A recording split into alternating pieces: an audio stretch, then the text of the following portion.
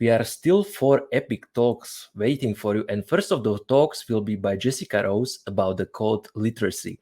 So please, everybody, welcome Jessica to stage.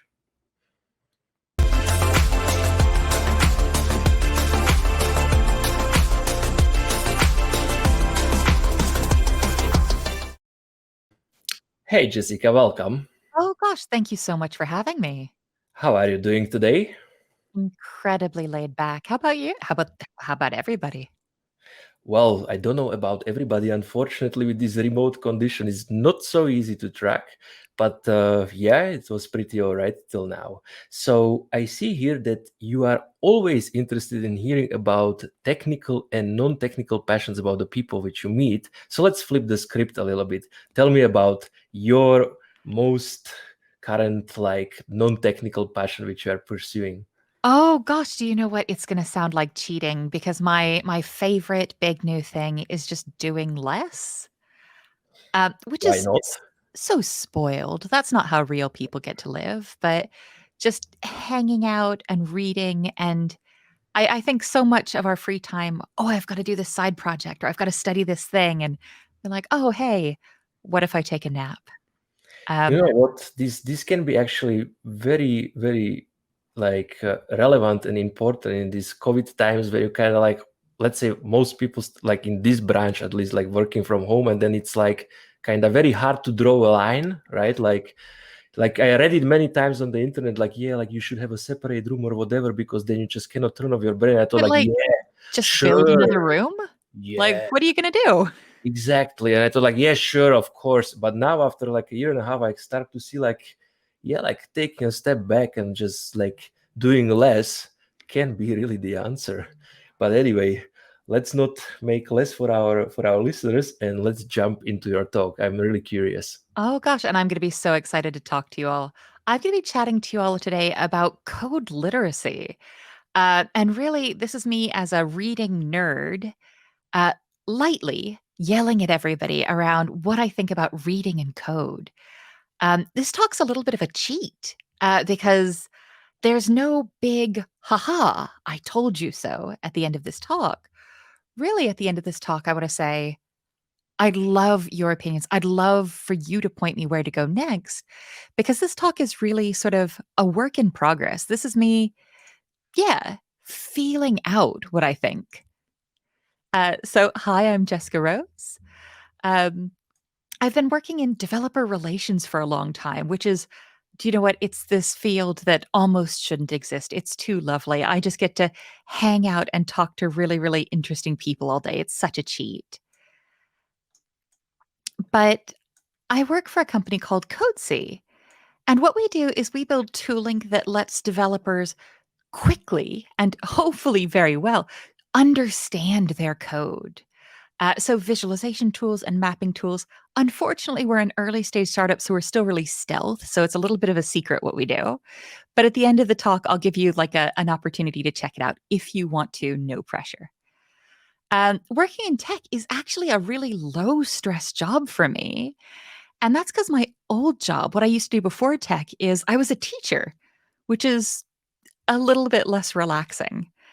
But I was a teacher of languages and linguistics, and I was really, really interested in how we take in new information, how we read something, how we sort of pull information into ourselves. And I think when we're talking about programming, we talk about code and we talk about ourselves as developers, one of the big challenges I see is that we often focus on the building part. Oh, I'm a Ruby developer. I write Ruby. Oh, I'm a JavaScript developer. I write vanilla JavaScript, or I write React, or I'm debugging this module. And all of it's very active, isn't it? The way we talk about our work is very hands on keyboard, as though the primary goal of what we do is to build and create and transform. And I think a lot of that's true. We are hired to write code and we are hired to build. We do make money for making things or fixing things that are new. And this is really exciting. But what I might lovingly and forcefully suggest is that the reading we do to make this happen is an important part of the process, that without reading and deep understanding, that we can't write and that we can't build.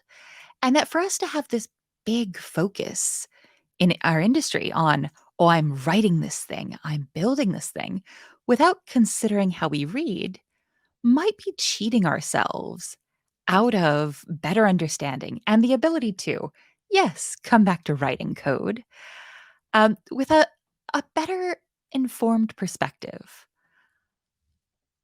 I think what I'd like to do, and this is going to sound a lot like my non technical hobby, is make a case for slowing down, but slowing down mindfully and slowing down for the purpose of reading. My key argument here, and I fear you're going to hear me bring this up again and again, is that reading, and really intentional reading, is something we need for the type of deep understanding that we need to build new things, especially the novel and creative things that haven't existed before. You're all adults. I'm not going to be able to tell you what to do and make you do it. And I think me trying to hard sell you on something probably isn't going to work. You all have pretty clear ideas of what you like to do and how you like to work. So instead of trying to sell the idea of slowing down and reading code to you, I want to talk to you about some approaches from linguistics and from education that might be exciting if they were mindfully applied to reading code, if you decided you were interested in that. And you might say, Jess, because we're friends now, we're internet friends now. You might say, Jess, you know what, reading skills, that's pretty straightforward. You just read, right? I, yes, you already know how to read code. That's part of writing it every day. But I want to take a look at different types of reading from linguistics and literary education to sort of inform our perspectives. And the first thing I want to do is I want to go way, way back in our personal development and way, way back in how we first start learning language. And I want to talk to you about how we first start to form language. So we've got these 4 core language skills, and these are really exciting because when you look at these, listening, speaking, reading, writing, you're going to notice that they're paired, aren't they? That listening and speaking, well, I mean, they're best friends, aren't they? And then reading and writing, these seem naturally broken into each other. But you'll also notice that this is the order that we generally learn our first language in. So when you're just a little bitty baby and you start learning language, you can listen before you can speak. And then you can speak before you can read.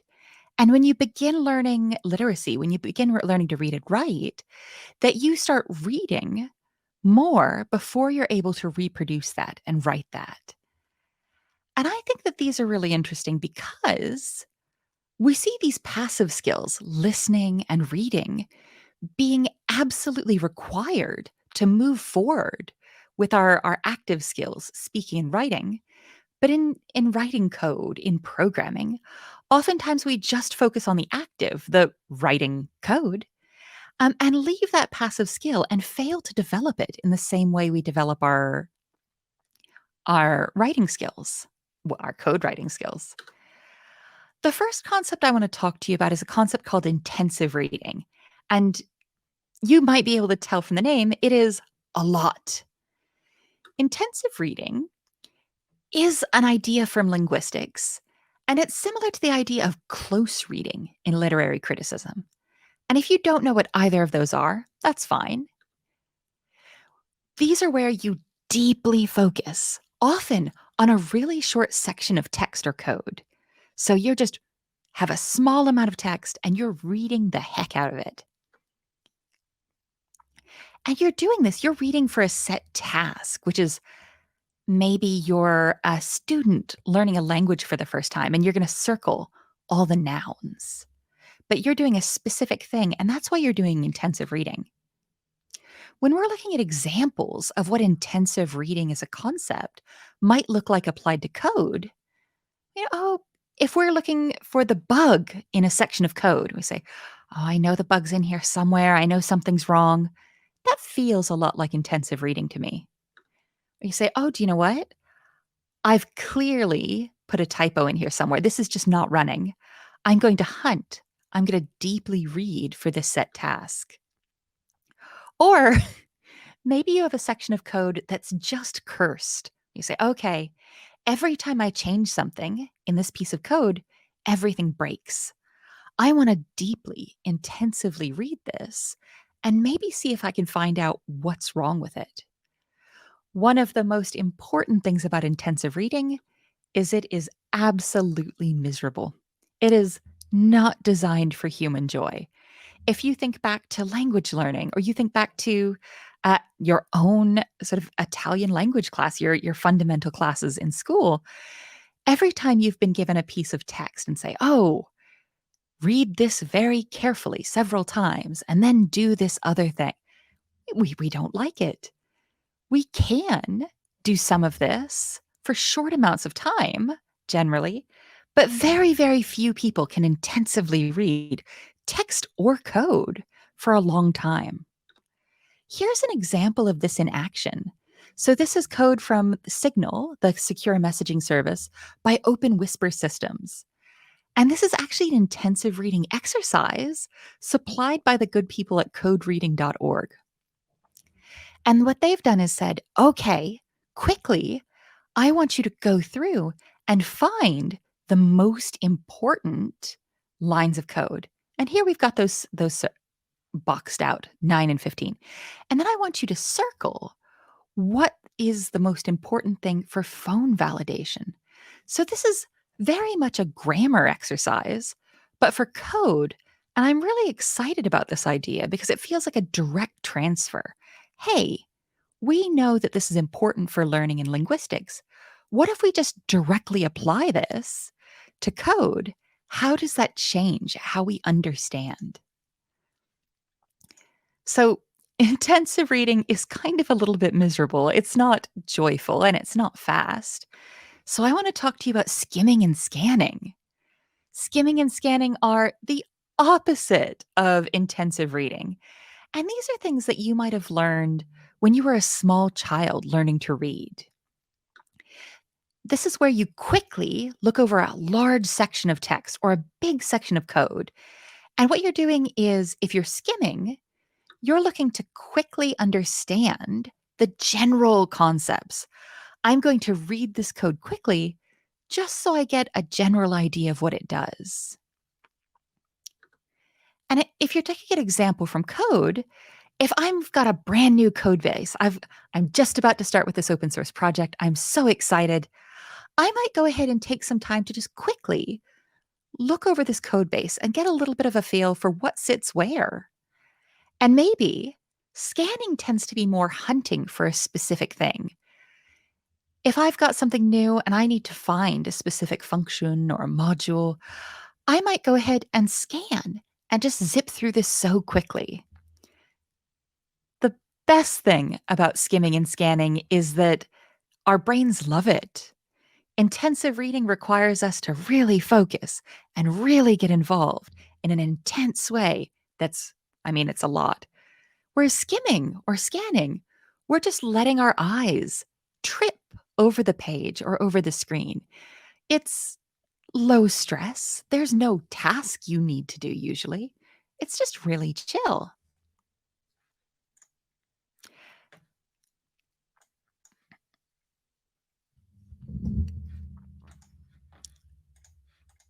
But I want to combine these.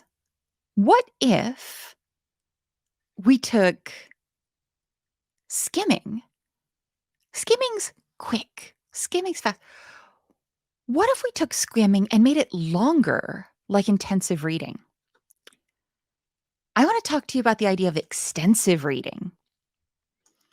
Extensive reading is this idea from linguistics again, and extensive reading is my favorite idea.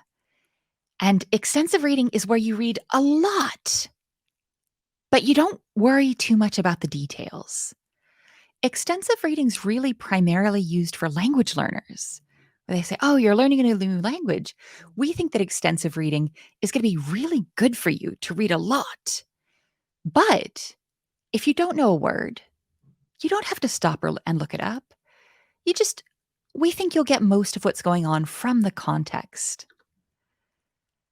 And we want you to enjoy this. So instead of reading a textbook or instead of reading an essay, we want you to go ahead and read a comic book, read stuff that's at your level that really chills you out. And challengingly, when you think about this, I want to read a lot. I want to read a lot without being too worried about understanding it. And I want to read a lot for fun. You say, oh, do you know examples from code? When do we do this in our day to day work? And I'm honestly not sure that we do. For me, the idea of extensive reading, that we could have this deep focus on code reading, is the sort of fabled paradise that we haven't quite worked out yet. Intensive reading, yeah, when you're in university or when you're at boot camp or when you're studying or when you're bug fixing, you're going to be intensively reading code. And we skim and scan every day. The big question, and it's cheating to come and bring you all a question at a talk, is what would it look like practically for us to be reading code for enjoyment? How could we make this easy and low stress enough where we could build this into how we work and how we learn? It's a very strange question, isn't it? I feel like I'm cheating by saying, oh, I want to pose this to you. And then I want to zoom out a little bit because I think some of the things I'm really excited about in linguistics and in learning, we already have some of these ideas, but they're not necessarily applied to learning code. I think back before the world was canceled, we all knew about hackathons, or if you haven't, let me tell you about hackathons. Hackathons are where you get together with a bunch of other people in person, it's shocking, in the same place. And it's usually for a limited amount of time, maybe a day, maybe 2 days overnight. And what you do is you deeply focus on building a small prototype or making small additions to an existing code base. Usually, hackathons are about new projects. So there's not a ton of code to read. The focus is really about those tick, tick, tick, hands on keyboard skills where you're writing and writing and writing. So we've got these social collaborative experiences around writing code. I want to take you out of tech for a moment because we already have a lot of models and a lot of ideas around reading that just don't exist in tech yet. Looking at linguistics or looking at literacy or looking at education, I think most people have heard of a book club, but there's also reading circles, specific reading clubs, and there's social groups that are focused around reading and learning. And this idea has been around far longer than any of us. More and more these days, I'm seeing these applies to technical texts. So I've seen a lot of book clubs around technical books, or I've seen a lot of learning circles where folks say, hey, I want to take this blog post and I want us to share around this. And what I think I'm really interested in is what would it look like for us to extend this into explicitly reading code? Luckily, I confess that I'm secretly a very lazy person. Luckily, someone has already done this work for me. So Felina and Katya are two really, really fascinating academics. Um, and while I was starting to research, oh, how do we read code? Who's talking about reading code? Do we teach code reading explicitly? I discovered codereading.org. And these two incredibly helpful academics have built a curriculum. So I think it's an 8 meetup series. And these days, please meet up over the internet, don't get in person. But they have exercises like you saw earlier with signals code. But they have exercises and discussions all focused around here's a piece of code. Let's read it together. Let's read it to understand it better, and then let's discuss it as a social group to really make our understanding stick. You're going to understand that I am a massive, massive nerd when I say this, but I am so fully and completely in love with this idea. These are set up so that anyone can run them. If you're saying, oh, wow, Jess, I love this idea, I'd be, well, hopefully you're saying, oh, wow, Jess, I love this idea. You don't have to wait for anyone else to do this. You can go ahead and go to codereading.org and start your own group at your work or in your social group. It's going to be a strange social group, isn't it? Where you're like, hey, everyone, shall we do some code reading together? But if that sounds like you and your friends' idea of fun, I'd be so excited. If you do try this, please let me know how you like it. I'm primarily giving this talk to get to hear more from you all about how you read code and really whether or not it's valuable to continue to explore the different ways we do this. It's my genuine belief that if we improve the way we read code, that's going to offer us a fundamental foundation. It's going to give us a really solid place for individuals to better understand their learning. So if you're getting better at reading code, you by yourself are better informed. You're going to be a better developer. And then you can better contribute to your teams and your projects. Remember when we talked about these 4 core language skills that you need to listen before you can speak, and then you need to read before you can write? What I'd like to sort of workshop live is what this might look like if we took these 4 core language skills and reworked these around code. What kind of order would these fall in, and what might these look like? So I am so ready to be wrong about this. And what a strange conference talk to be like, oh, I saw this talk by Jessica Rose, who's just a very calm lady who chuckled at us about how maybe she's wrong, but wanted to show us her potentially wrong new ideas. And I think instead of reading, we could put reading code down here. This seems like a reasonably fundamental skill. And I think that even to begin to understand the technical problems we do, you're going to need to really early on be able to break down pieces of code and understand them. I'm cautiously confident that reading code is a good place to start with these 4 core skills for technical work. And then it seems rather natural that writing code would be the next one of these. The same way we need to listen before we can speak, we need to be able to read and identify aspects of code before we can write them, before we can build new things. And this is where things are going to get a little bit weird, because I'm going to argue that this very poorly named, look at this, passive non-code communication is going to be very, very important as well. And what I mean here is anytime you're watching a technical presentation or taking a technical course or listening to a technical discussion about code as part of your learning or part of your professional work, or if you're a weirdo, a joyous weirdo, as part of your hobbies, that's going to be a really important one. And that after you're able to listen or watch or learn, that what you're able to do next is actively communicate about this and say, hey, I want to teach you. I want to participate in this discussion. I want to drive these conversations forward. And I think thinking about these skills are really important because we've already established that with these paired skills in linguistics, you can't do one until you do the other. So say, hey, I want to become a better programmer. I'm going to write so much code. Say, okay, this is a really, really solid way to become a better developer.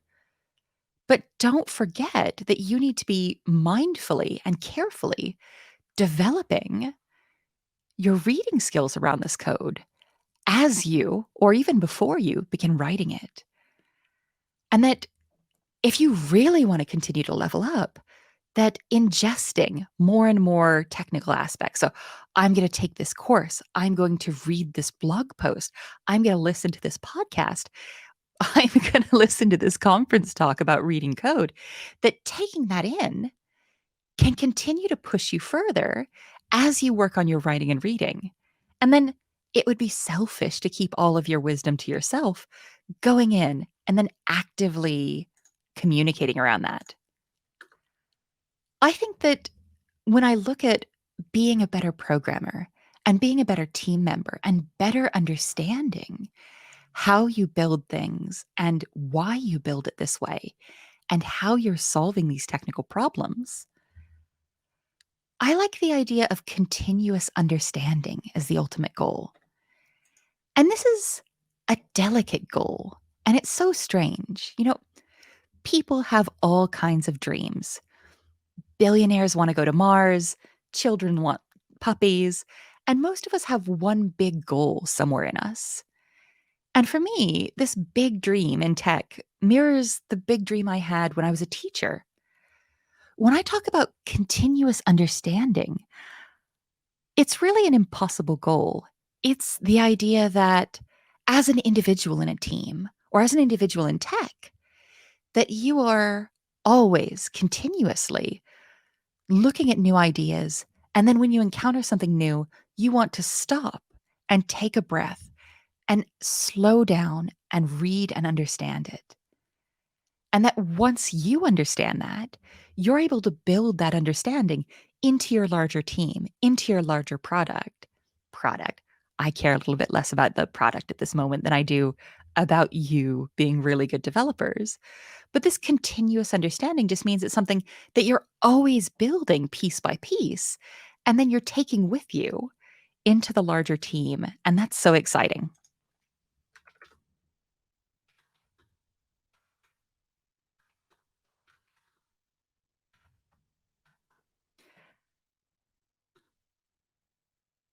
And I wanted to talk to you briefly about homework. I'm not your boss. I can't make you do anything, of course. So this isn't I'm telling you to do this homework, but this is more of a gentle invitation. If you said, "Oh, maybe this idea of intentionally reading, of carefully reading, maybe this might be valuable. Here's some homework for you if you're interested in." When you're working with code in your daily work, try and think intentionally about reading code. Don't just zip over it and then get to the writing. You say, "Oh, wow, I'm reading this to better understand this." When you are reading code or communicating around code, try and identify which of those different four skills you're using around understanding or reading. I don't think it's going to massively change how you talk about code or communicate around technical projects or potentially even about how you read or write code. But I think approaching this more mindfully is going to give you a lot of opportunities to continue to develop what kinds of reading approaches work best for you.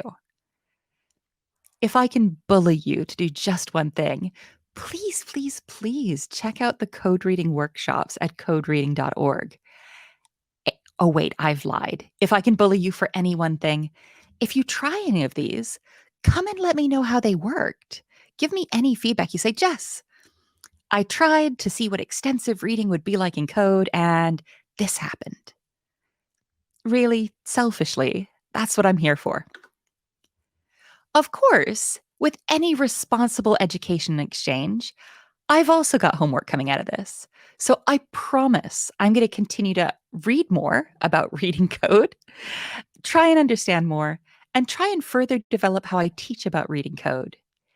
Any feedback I get from anybody is immediately going to come back and I'll integrate that into my understanding and teaching. And I'm going to keep working on building tooling about reading and understanding code.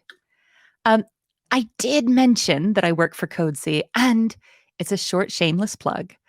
Um, but while we're still very hush hush on what we're building, I mean, my boss isn't in here. We're doing some experimentations with how to automatically generate architecture diagrams, as well as the ability to zoom in and out on different aspects of code. Don't tell I tattled. We're in private beta, which means that if you do want to see what that is, you can pop me an email at devrel@codec.io, and I will so excitingly give you access for it. It's completely free money wise, but I will lovingly and annoyingly chase you for feedback if you try it out. So that's the real cost. If you said, "Oh, wow, I want to know more about this," I'll go ahead and I'll post my slides later. And it's got some of the resources I've used to develop this. Some of this, like this book article from Crashin, is reasonably dense. So it's really about what works best for you. Oh, heck. And if you want to chat, just find me anytime on the internet. Thank you so much. Now, I'd be so delighted to answer any questions you might have. So, first of all, thank you very much for a nice talk, Jessica. So, as you heard, please do not hesitate to ask the question in the chat or in the dedicated QA section in the application, right? Oh, And yeah. Let me find before them. the first questions arrive, I have to say, like, it's really interesting because it's something like, I mean, reading of the code, right? It's something which you really do every day without noticing, without really thinking about it. It's just something which you just do. It's, of course, it's like a second nature, right? So because of that, like, it's interesting to see that somebody actually looks into that part which which you usually do not even realize is that it's kind of like breathing, right? Like you don't really think I about was just about to say like breathing. exactly. So a lot So of folks I've talked to when I say, "Hey, do you want to talk about how you read code?" Or I'm doing some research about how you read code, and they say, I just read it. Um, and I really start to think about it as this invisible skill. It's like if I came to a fish and said, "Oh, hey, how's the water?" They say, what water? Like we're just here." That we've gotten so used to reading code automatically. So yeah, cool, I'm here. My main goal is to write this thing or to build this thing or to fix this thing. Reading just happens around me. exactly right. Yeah. And then that's comes to the second part, which is like I would be really, really interested to like see like what kind of outcomes you can get like if you apply these principles, right? Like because obviously you are there up to something, like there is whole theory around it, like there are different types of doing those things, and as you I can very well imagine that like doing things in different ways leads to different outcomes, which can of course be also better. So that would be very interesting, like what comes out of all that like study which you are doing and collecting all this feedback once we get like to some like firm answers, right? Or how to say, Yeah. because there will be some outcomes for sure, and I can't wait to like see how this all like turns out, like what can be And improved. so far as really, really robust research, I would send you to Felina and Katya, who are the folks behind codereading.org, because they're much more academic than I am. And they do have that like, and they're doing really, really focused work around, hey, I think part of the exciting thing about being a professor is like, oh, hey, you've got access to all these students who can't get away. But they're both fantastic academics, and they're doing really interesting research around, hey, how does it shape how we understand this if we slow down and read it? I mean, another like idea popped up just in my mind, like so, like if I try to imagine on something where I experience this kind of difference, right? So like let's say many people started, like when they started writing code, they were using something like very basic like Notepad or like Sublime Text or whatever it was, right? Like those very, very basic Basic, editors. basic. Of course, I yeah. mean, So I but the still point, use Sublime Text all the time, so sure. but but the point is, right, that like many people will most likely have this experience where they move like from some kind of editor where they literally had to type every single character, including all like the dots between the like access of the subobject and whatever it is, to like a more integrated like IDE, right? Like a proper editor where you just like autocomplete most of the stuff. So if we Yeah, could get something like this, like as a methodology for reading, which would be in that direction, like this kind of difference, that of course like I could semi-automated then, yeah, I reading. could then like imagine like what kind of difference this could make, right? Oh gosh, I hadn't considered that aspect, and now I'm just gonna like sit awake late at night, and be like, oh wow, what would it mean to semi-automate the way we read and the way we expose things to? You've ruined my week. Thank you. Sorry. No, gosh, it's brilliant. Yeah.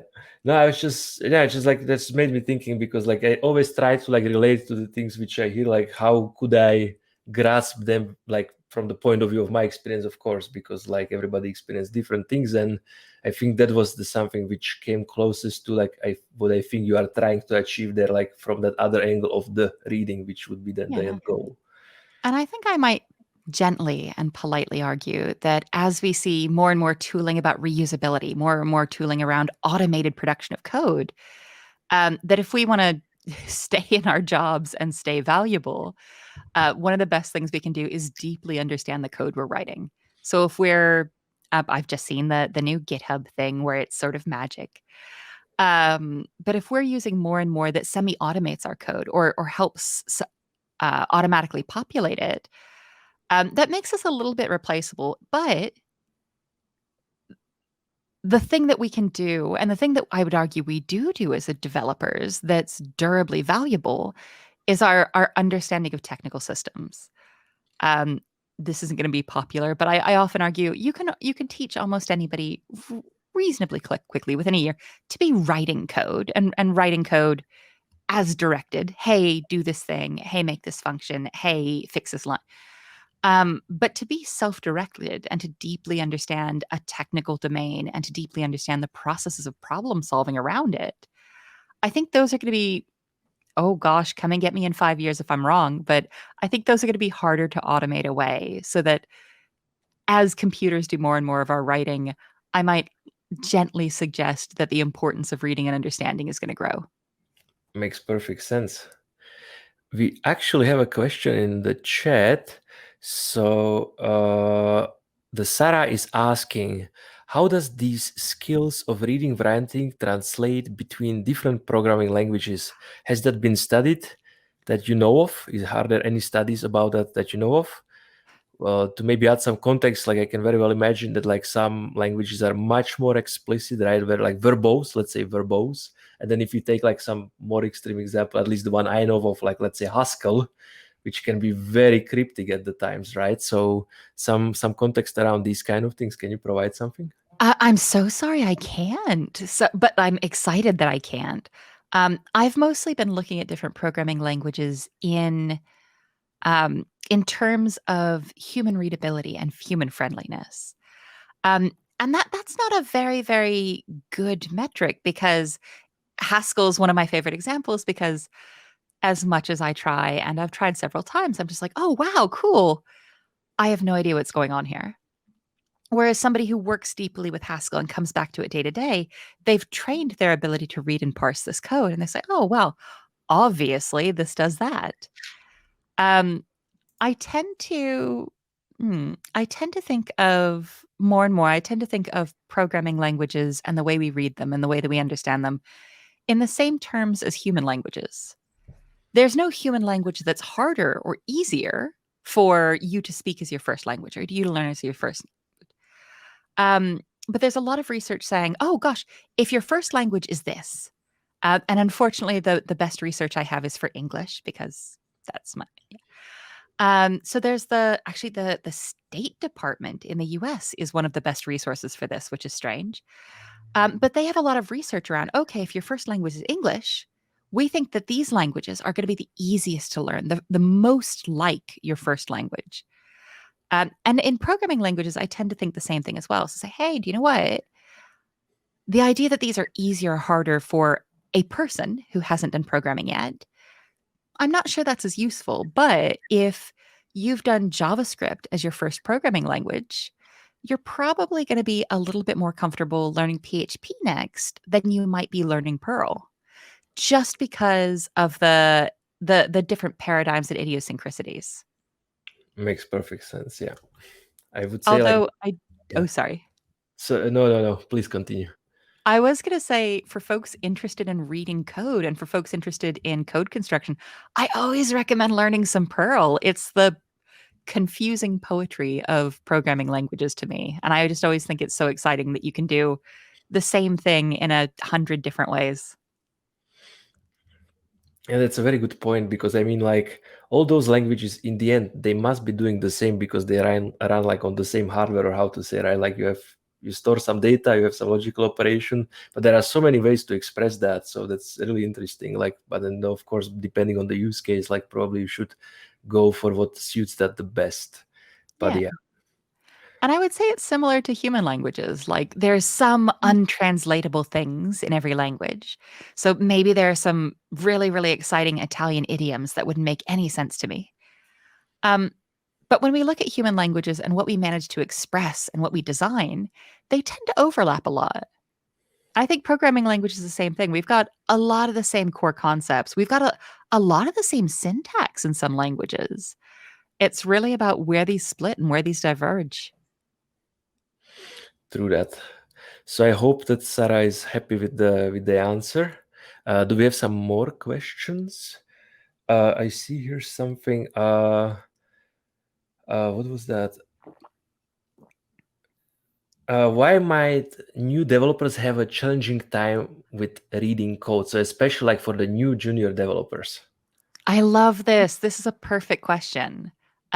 So first off, nobody ever tells you, "Hey, reading and understanding this is important. Slow down."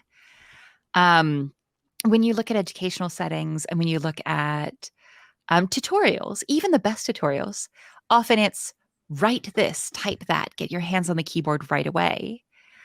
And very few of them say, okay, well, go through this code and find this. So even in your education, you're very rarely primed to be thinking about how you read and working on those skills. But also, junior developers, y'all have so much going on. And I mean, maybe employers have changed a lot since I was junior, but everybody's yelling at you. Everybody wants you to do something right now, right now. And there's so much new to learn that oftentimes making time and making space too. Hey, I want to spend 2 hours reading over this code base and understanding it. Hey, I want to spend 20 minutes reading this module and looking up the things I don't know. It can be really hard to win that out of your team and out of your boss. Definitely makes sense. So I don't think we have any more questions. So please let me thank you again for a very interesting talk and wish you the great rest of the day and hopefully to see you at some future editions as the JSday Italy in the I'm future. excited for an excuse to join you all in Verona as an attendee. Thank you so much. See you. Ciao. Bye.